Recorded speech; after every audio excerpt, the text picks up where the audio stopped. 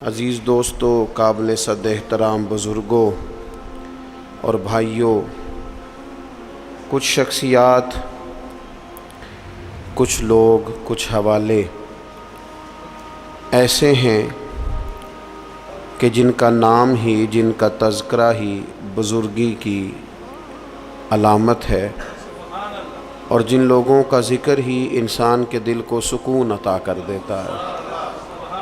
اللہ تبارک و تعالیٰ کے کچھ محبوب بندے اس طرح کے بھی ہیں کہ جن کی زندگی ساری کی ساری اس کی محبت میں، اپنے مالک کی فرما برداری میں، اس کے دین حق کے پیغام کی آبیاری میں گزر گئی، اور انہوں نے اپنے شب و روز سارے کے سارے اپنے مالک حقیقی کے نام کر دیے۔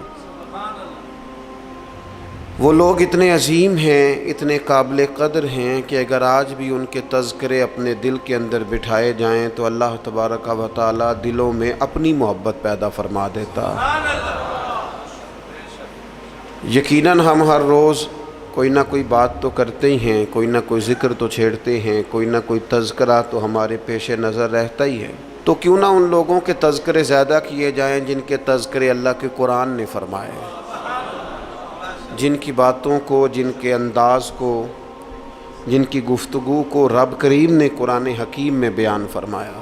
انہی عالی مرتبت، ذی وقار، اولی العزم لوگوں میں سے ایک بڑی ہستی حضرت ابراہیم علیہ السلام کی ہے۔ قرآن مجید ان کے تذکروں سے بھرا پڑا ہے، کس طرح انہوں نے اپنے مالک حقیقی کے قرب میں جد و جہد کی، کس طرح انہوں نے کوشش فرمائی، کس طرح اپنی ساری قوم کے سامنے وہ ڈٹ کے کھڑے ہو گئے، کس طرح انہوں نے کفر و شرک کے ایوانوں میں پیغام توحید بلند فرمایا، اور اس کے سامنے جتنی بھی رکاوٹیں آئیں، جتنی بھی آزمائشیں آئیں، جتنی بھی پریشانیاں آئیں، جتنی بھی لوگوں نے ان کے خلاف مہم جوئی کی، جناب ابراہیم کھڑے رہے، حتیٰ کہ ساری قوم نے مل کے آگ جلائی۔ جلانے والے سارے تھے اور جلنے کے لیے تیاری صرف حضرت ابراہیم خلیل کی تھی۔ ان ساری آزمائشوں سے، ساری تکالیف سے، سارے دکھوں سے حضرت خلیل علیہ السلام جب ہو گزرے تو رب کریم نے فرمایا واتخذ اللہ ابراہیم خلیلا، فرمایا اللہ تعالیٰ نے ابراہیم علیہ السلام کو اپنا گہرا دوست بنا لیا۔ ابراہیم علیہ السلام رب کے گہرے دوست ہیں، خلیل ہیں۔ نبی اکرم نور مجسم شفیع معظم صلی اللہ تعالیٰ علیہ وسلم تو حبیب ہے نا اللہ کے، حضور تو امام ہے نا رسولوں کے۔ نبی پاک کو تو اللہ نے جناب ابراہیم علیہ السلام سے بھی اونچی اور بلند رتبہ شان عطا فرمائی ہے نا، لیکن اس کے باوجود کہ حضور امام الانبیاء ہیں، سرور انبیاء ہیں، سید الرسل ہیں، اس کے باوجود رسول پاک نے جناب ابراہیم کی عظمتوں کو بیان فرمایا۔ اللہ کے قرآن میں بھی ان کی شانیں اور مصطفیٰ کے فرمان میں بھی ان کے تذکرے۔ اور بعض چیزیں تو ایسی ہیں کہ جن پہ نا واری ہونے کو دل کرتا ہے، یعنی وہ بات ایسی ہے کہ بندے کا قربان ہونے کو دل چاہے۔ اگر بندہ ہو نا صاحب دل، اور دل بھی اس طرح کا ہو کہ وہ کبھی کبھی دھڑکتا بھی ہو کسی کے لیے، اس میں محبت بھی ہو اللہ رسول کی، تو پھر وہ نا باتیں ایسی ہیں کہ جو تھوڑی سی نا کھینچ لیتی ہیں اپنی طرف۔ حضور علیہ السلام فرماتے ہیں قیامت کے دن نا لوگ کہیں گے، یہ حضور نے بیان فرمایا، کریم محبوب علیہ السلام فرمانے لگے قیامت کے دن لوگ کہیں گے جناب ابراہیم سے کہ آپ اللہ کے دوست ہیں، اس بات کا چرچا آسمانوں میں بھی ہے اور زمینوں میں بھی ہے۔ واتخذ اللہ ابراہیم خلیلا، آپ رب کے دوست ہیں تو یہ بات ڈھکی چھپی نہیں، یہ محبت عروج پکڑ گئی، شہرت پا گئی، یعنی زمانے کو پتہ چل گیا کہ جناب ابراہیم اللہ کے گہرے دوست ہیں، دنیا کو اس کا پتہ چل گیا۔ حضور فرماتے ہیں یہ ذکر ہوگا قیامت کے دن۔ آپ اس شخص کی عظمت کو سمجھ سکتے ہیں کہ جن کے تذکرے، جن کے القابات، جن کی شانیں اس زبان سے بیان ہوں جس زبان سے رب چاہتا ہے کہ اس کی توحید کا تذکرہ ہو۔ قل هو اللہ احد، محبوب آپ فرما دیں کہ اللہ ایک ہے۔ حضرت ابراہیم علیہ السلام کی عظمت، ایک شخص نے حضور کی بارگاہ میں آ کے عرض کی یا خیر البریہ، اے ساری مخلوق سے بہتر. تو محبوب نے مسکرا کے دیکھا، آنکھیں کھولی، محبت بھرے انداز میں فرمایا یہ جو تم نے مجھے خیر البریہ کہا ہے نا، یہ تو حضرت ابراہیم علیہ السلام ہے. گویا حضور فرمانے لگے یہ لقب جناب ابراہیم کا ہے. اپنے اپنے القابات ہوتے ہیں نا، آج کل القابات چوری کرنے کا بھی بڑا مزاج ہے، بڑا مزاج ہے، سب کو لقب چوری کرنے ہیں، یہ بھی میرا حصہ ہے، یہ بھی میرا حصہ ہے، یہ بھی میرا. خلیل اللہ انہی کا لقب ہے. اور حضور نے سب کی عظمتیں بیان کر کے اپنی شان، اپنی عظمت اپنی امت کو بتائی. فرمایا جناب موسیٰ کلیم اللہ ہیں اور بے شک ہیں، حضرت عیسیٰ روح اللہ ہیں اور بے شک ہیں. فرمایا جناب اسماعیل ذبیح اللہ ہیں اور بے شک ہیں، حضرت ابراہیم خلیل اللہ ہیں اور ہیں.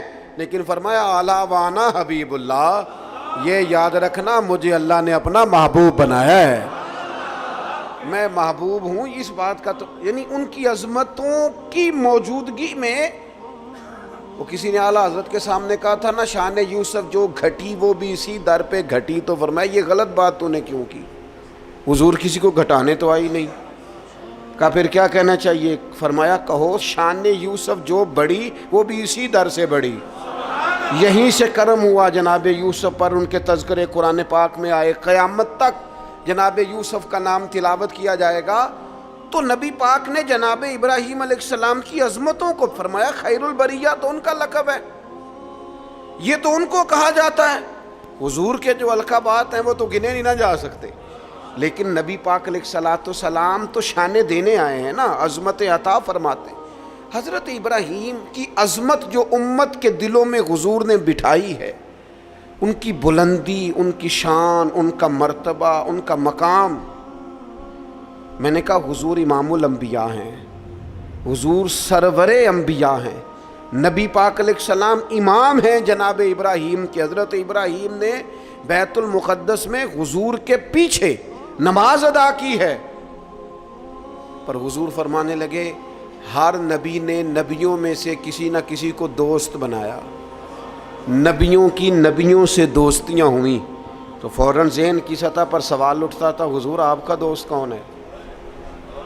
انبیاء کی صفوں میں ایک دوسرے سے دوستیاں لگیں، ہر نبی کی کسی پیغمبر سے دوستی ہوئی. تو یا رسول اللہ آپ کا دوست کون ہے؟ حضور فرمانے لگے میرے دوست وہی ہیں جنہیں اللہ نے اپنا خلیل بنایا ہے. واتخذ اللہ ابراہیم خلیلا، وہ میرے دوست ہیں جنہیں اللہ نے اپنا دوست بنایا. اور بعض چیزیں تو ایسی باریک ہیں کہ وہ جیسے بندہ زیادہ گہرائی میں نہیں اتر جاتا، زیادہ باریک ہو جاتا ہے اور چیزوں کو بڑی قریب کی سطح تک آ کے اس خوبصورتی اور اس کا حسن ملاحظہ کرتا ہے. اور انسان ان ساری نسبتوں سے بھی پیار کرتا ہے جن کا تعلق محبوب سے ہو جاتا ہے، ان گلیوں سے بھی پیار ہو جاتا ہے، ان رستوں سے بھی پیار ہو جاتا ہے. کسی نے بابا فرید سے رستہ پوچھا تھا دلی میں کسی شہر کا، کسی محلے کا، کسی علاقے کا، تو فرمانے لگے نہیں آتا. کب سے ہو دلی میں؟ فرمانے لگے سالوں بیت گئے. تو کہا گلی کا نہیں آتا؟ کہنے لگے دو رستے مجھے بالکل صحیح آتے ہیں، دو بالکل صحیح آتے ہیں رستے، بالکل پکے. ایک جو خواجہ قطب الدین صاحب کے گھر جاتا ہے، اور دوسرا اگر وہ حکم دیں تو جو واپس آتا ہے. دو رستے، ایک کو یار دی یاد پکائیے تے وہ یاد مکمل کیتی ہے.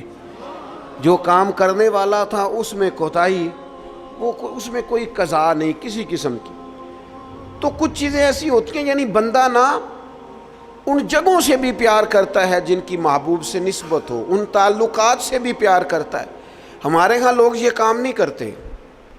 ہمارے ہاں لوگ فرد واحد سے محبت کرتے ہیں، نسبتوں کو چھوڑ جاتے ہیں. ہم سادے لوگ ہیں نا. تو ایک دفعہ ایک بزرگ اور ہمارے عزیزوں میں سے ہی اور ان کی اہلیہ دونوں میاں بیوی بوڑھے تھے، تو اپنے داماد کی کچھ شکایتیں اور کچھ دکھ بیان کر رہے تھے. تو دکھ بیان کرتے کرتے کہہ رہے تھے منڈا بڑا چنگا ہے، گھر دے نہیں سو ٹھیک، منڈا بالکل ٹھیک ہے، ماں سکھاندی ہے، باپ غلط گائیڈ کرتا ہے، کوئی تھوڑا جا نقص پہنا پائیاں چ بھی ہے. تو میں ان کی باتیں سن کے ہنس پڑا. تو مجھے کہنے لگے آپ کیوں ہنس رہے ہیں؟ میں نے کہا جی بات ہے نا، نہ جس کی ماں ٹھیک نہ جس کا باپ ٹھیک، نہ جس کے وہ خود کیسے ٹھیک ہو گیا؟ یہ انوکھی بات ہے کہ اس سے تعلق رکھنے والی کوئی شے ٹھیک نہیں۔ اور میں نے کہا وہ بھی اسی طرح کا ہی ہے، بس آپ اس کی خطائیں چشم پوشی کر رہے ہیں کیونکہ نباہ کرنا ہے نا، اور باقیوں سے آپ توڑنا چاہ رہے ہیں۔ یوں نہ کریں، جو ٹھیک ہوتا ہے اس کی نسبتیں بھی تقریباً، اور اگر کوتاہیاں ہوتی ہیں تو پھر کم و بیش کوتاہیاں بھی ہوتی ہی ہیں۔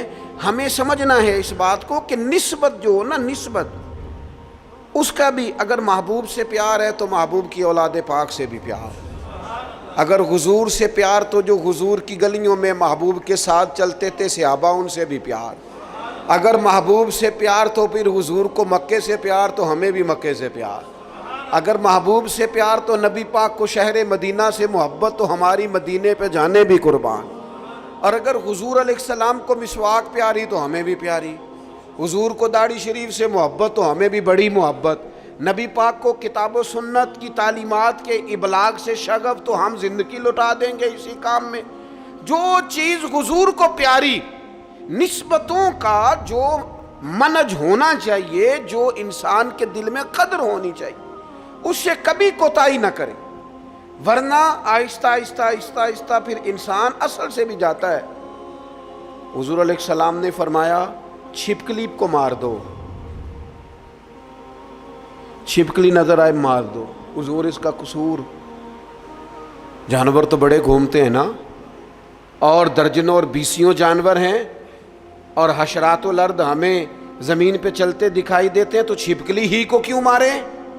تو حضور فرمانے لگے، یہ صحیح حدیث میں موجود ہے، محبوب فرمانے لگے چھپکلی کو مار دو، اس لیے کہ جب جد الانبیاء حضرت ابراہیم علیہ السلام کی آگ جلائی جا رہی تھی نا، تو یہ چھپکلی اس کو پھونکے مارتی تھی اور جلاتی تھی۔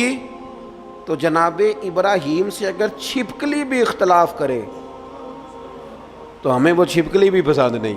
حضرت ابراہیم خلیل علیہ السلام کی اللہ سے محبت، حضرت ابراہیم خلیل علیہ السلام کو اللہ نے اپنا گہرا دوست بنایا۔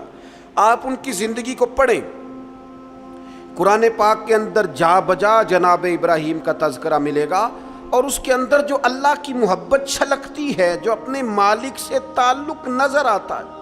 ایک بندہ مومن کی جو شان ہونی چاہیے اپنے رب کے ساتھ، اس کا جو رشتہ ہونا چاہیے، اس کی سوچیں، اس کے نظریات، اس کی قلبی کیفیات، اس کا توکل، اس کا صبر، اس کا بھروسہ، اس کی امیدیں اپنے مالک کے ساتھ کس طرح وابستہ ہونی چاہیے۔ یہ جناب ابراہیم کی زندگی سے یوں نور پھوٹتا ہے کہ بنجر دل بھی آباد ہو جاتے ہیں، بے آباد روحوں پر پھول کھلنے لگتے ہیں۔ قرآن مجید کی سورہ شعراء کے اندر حضرت ابراہیم علیہ السلام کا وہ تذکرہ ملتا ہے کہ وہ اپنے رب کے بارے میں کس طرح گفتگو کرتے ہیں، اپنے مالک کا تعارف لوگوں کو کراتے ہیں تو کس طرح فرماتے ہیں الذی خلقنی فہو یہدین، میرا رب وہ ہے جس نے مجھے پیدا کیا اور وہی مجھے ہدایت بھی عطا کرے گا۔ خالی میرے رب نے مجھے پیدا نہیں کیا، وہ مجھے ہدایت بھی عطا کرے گا۔ والذی ہوا یطعمنی ویسقین، میرا رب وہ ہے جو مجھے کھلاتا بھی ہے اور پلاتا بھی ہے۔ وَإِذَا مَرِضْتُ فَهُوَ يَشْفِينِ، فرمانے لگے جب میں بیمار ہوتا ہوں نا تو وہ مجھے شفا عطا کرتا ہے۔ یہ اللہ کرے آپ قرآن مجید کے الفاظ کی لذت محسوس کریں۔ میرا رب وہ ہے جس نے مجھے پیدا کیا، وہی مجھے ہدایت دے گا۔ میرا رب وہ ہے کہ جو مجھے کھلاتا اور پلاتا ہے۔ میرا رب وہ ہے جب میں بیمار ہوتا ہوں تو مجھے شفا دیتا ہے۔ والذی یمیتنی ثم یحیین، میرا رب وہ ہے جو میری روح قبض کرے گا، مجھے وفات دے گا، اور پھر میرا رب مجھے زندہ بھی کرے گا۔ اور فرمایا والذی اطمع ان یغفر لی خطیئتی یوم الدین، قربان جائیں، لفظ دیکھیں، عاجزی دیکھیں۔ اللہ کے نبی تو معصوم ہوتے ہیں، خطاؤں سے پاک ہوتے ہیں، لیکن فرمانے لگے پھر مجھے امید ہے کہ میرا رب قیامت کے دن میری خطائیں بھی معاف فرما دے گا، میرا رب قیامت کے دن میری خطائیں بھی معاف کر دے گا۔ یہ حضرت ابراہیم علیہ السلام اپنے مالک کا تعارف کرا رہے ہیں، تذکرہ ہو رہا ہے۔ سب سے پہلے ارشاد فرمایا الذی خلقنی فہو یہدین، میرا رب وہ ہے جس نے مجھے پیدا کیا اور وہی مجھے ہدایت دے گا۔ اللہ کریم نے نہ انسان کو صرف پیدا نہیں کیا، اس کی ہدایت کا بندوبست بھی فرمایا۔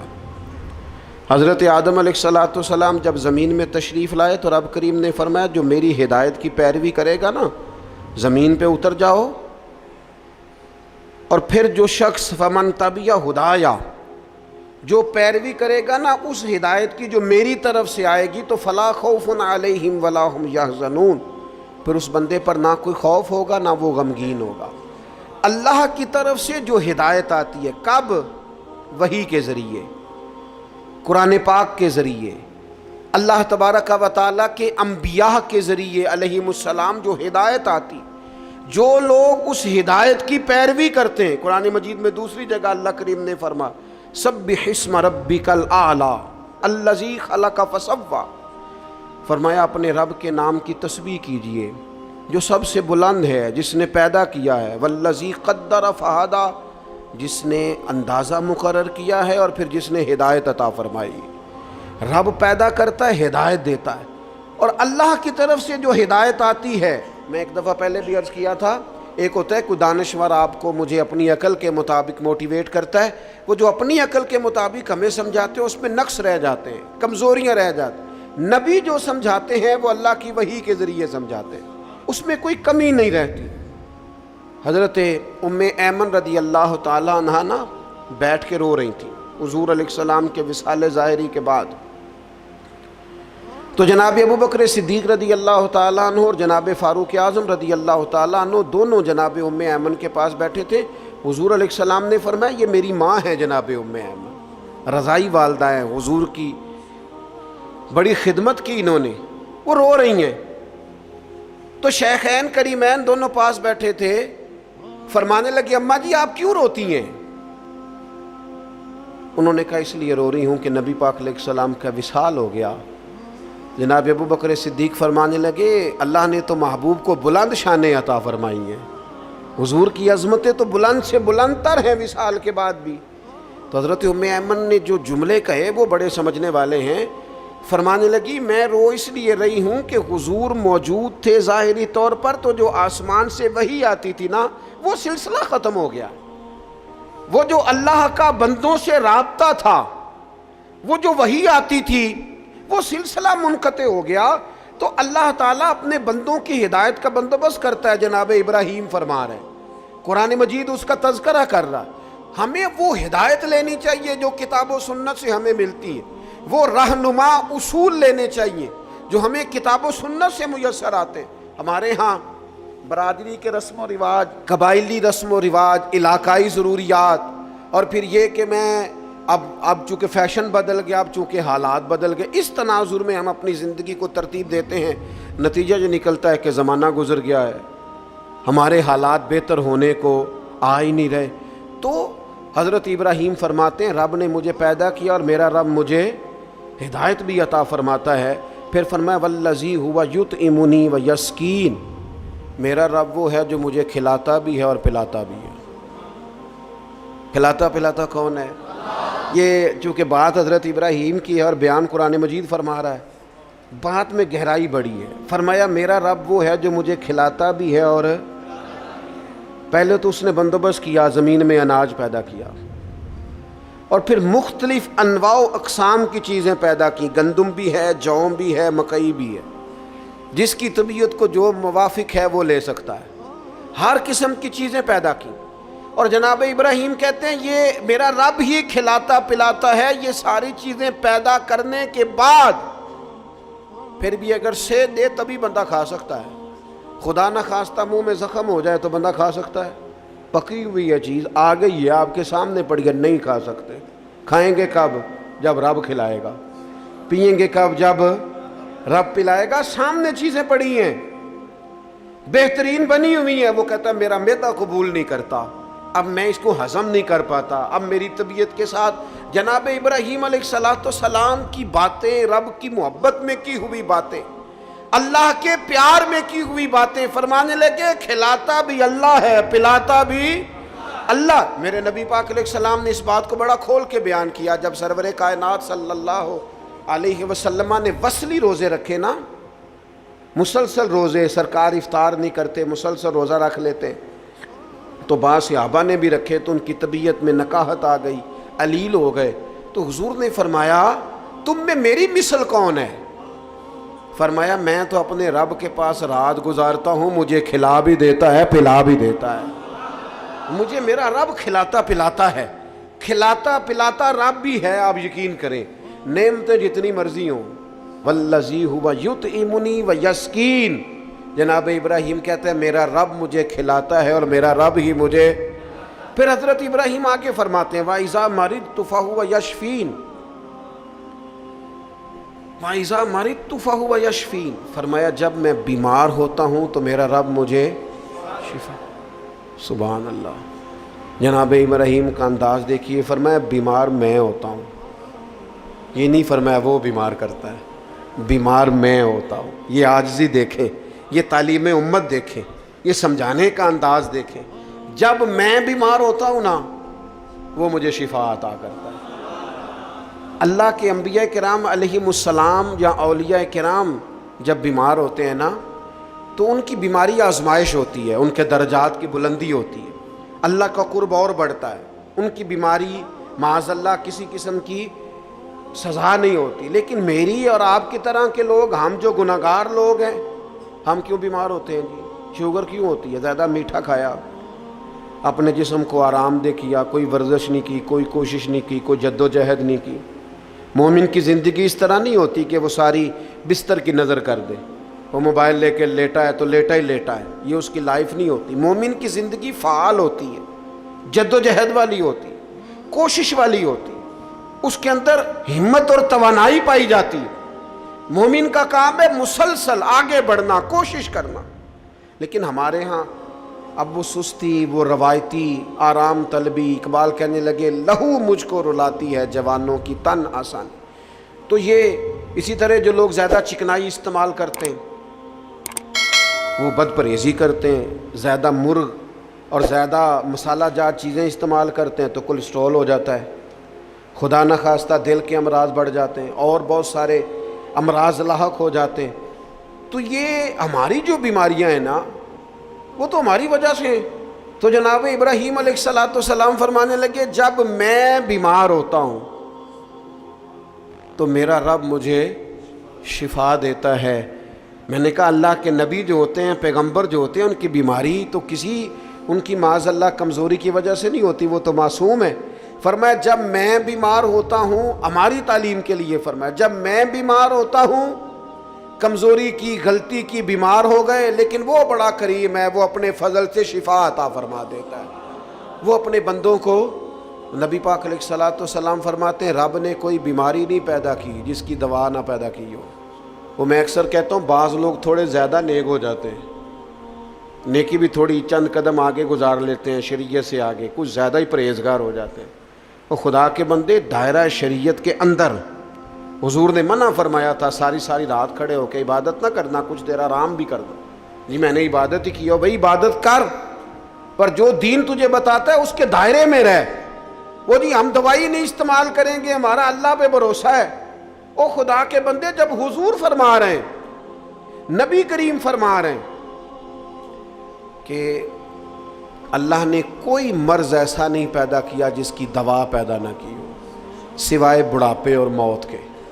بوڑھا بھی انسان نے ہونا ہے، مر بھی انسان نے جانا ہے، اس کی دوا کوئی نہیں. باقی اللہ نے ہر بیماری کی دوائی پیدا کیا، اور دیکھ لے وقت کے ساتھ ساتھ وہ دوائیاں دریافت ہو رہی ہیں. تو فرمایا میں بیمار ہوتا ہوں، میرا رب مجھے. حضرت امام جعفر صادق اس آیت کے تحت کیا فرماتے ہیں؟ فرماتے ہیں یہ ہماری تعلیم کے لیے نا، جب میں بیمار ہوتا ہوں تو میرا رب مجھے شفا عطا کرتا ہے. امام جعفر صادق فرماتے ہیں جب لوگ گناہ کر کے بیمار ہوتے ہیں نا تو اللہ انہیں توبہ کی توفیق دے کے شفا عطا فرما دیتا ہے. حضرت شیخ ابو بکر شبلی رحمۃ اللہ علیہ فرمانے لگے جب لوگ دنیا میں پوری طرح محو ہو جاتے ہیں اور دنیا داری کر کر کے بیمار ہو جاتے ہیں، پھر رب جب فضل کرے اور اپنے دیدار کی لذت پیدا کر دے تو اس کا مطلب ہے رب لذت پیدا کر کے شفا عطا فرما رہا. جب میں بیمار ہوتا ہوں تو پھر میرا رب مجھے شفا عطا کرتا ہے. والذی یمیتنی ثم یحیین، فرمایا وہی مجھے وفات دے گا اور پھر وہی مجھے زندہ بھی کرے گا، پھر کھڑا کرے گا قیامت کے دن مجھے. اور فرمایا والذی اطمع، مجھے امید لگ گئی ہے. اعلیٰ حضرت نے ترجمہ کیا ہے مجھے آس لگی ہے، یہ میری آس ہے. کیا؟ ان یغفر لی خطیئتی، کہ وہ میری خطائیں بخش دے گا.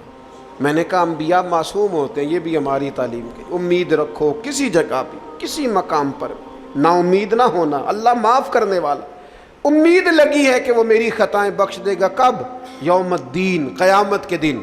وہ میری خطائیں صبح قیامت معاف کر دے گا. حضرت ابراہیم علیہ السلام کے تذکرے، جناب ابراہیم کی عظمتیں، اپنے مالک کو پہچاننا، اپنے رب سے دعائیں مانگنا، یعنی اس تصور کو بار بار اپنے دل میں پیدا کرنا کہ مجھے پیدا کرنے والا میرا اللہ ہے، ہدایت کا نور دینے والا میرا اللہ ہے، کھلانے پلانے والا میرا اللہ ہے، میں بیمار ہوتا ہوں تو شفا دینے والا میرا اللہ کریم ہے، وہی مجھے موت دے گا پھر وہی مجھے زندگی عطا کرے گا. امید ہے قیامت کے دن وہ میری خطائیں بھی معاف کر دے گا.